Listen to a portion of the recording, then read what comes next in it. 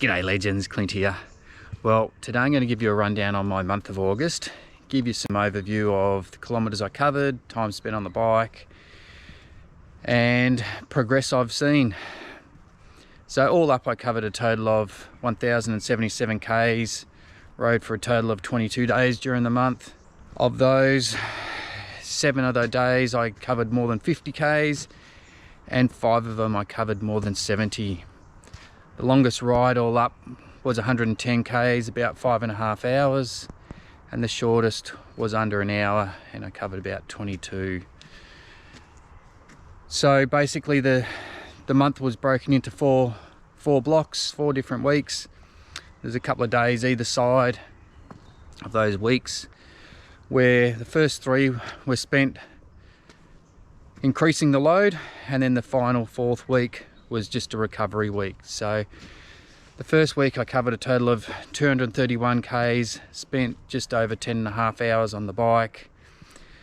The second week I did a total of 279 Ks and spent 13 hours on the bike. Then the third week I ended up doing 266 Ks and spending 12.5 hours on the bike. The later part of that week it started to rain a fair bit, so I didn't get the time on the bike that I wanted to. I was aiming for about 14 hours but fell short there. The next week, the 4th week, that was the recovery week, so I ended up doing about 199 Ks, and spending 8 hours on the bike. So it wasn't bad training wise. There was a hiccup in the 3rd week, but all in all I wasn't too unimpressed with it. So with regards to weight training, I ended up doing 7 sessions during the month, total of 77 sets.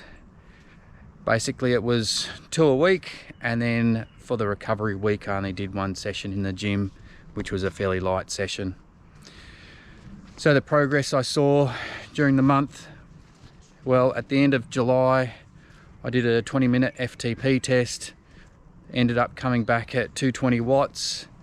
And towards the end of August I did another one.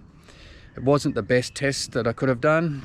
Hopefully the end of this month, September, I can do another one, but the end of August it came back at 242. It's probably slightly down on realistically where I'm at the moment. So 22 watt increase. Hopefully the end of this month we see some good improvements and I can get a good test in and see where we are at the moment. So if you want to help a squeezer out, you can always subscribe, like, comment, check out some other videos. Hopefully you've enjoyed it, and we'll see you next time.